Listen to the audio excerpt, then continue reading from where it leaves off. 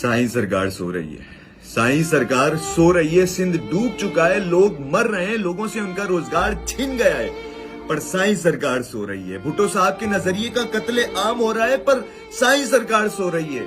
जलसे सारे सज रहे हैं, महफिलें सारी सज रही हैं, उनकी तो तमाम ख्वाहिशात भी पूरी हो रही हैं, पर साईं सरकार सो रही है। साईं को उठाना होगा, बिलावल साहब को जगाना होगा और अब की बार ये जतलाना होगा, साईं आपकी ये शहाना जिंदगी हमारे वोट की बदौलत है। साईं तहां जो प्रोटोकॉल असांजे वोट जे एवज आए। साईं इन बारिशों ने तो हमारा रोटी कपड़ा मकान छीन गया है। साईं इन बारिशों में तो हमारा रोटी कपड़ा मकान छिन गया है। भुट्टो ने तो वादा किया था साईं, आज भी उसी के नाम पर वोट देते हैं।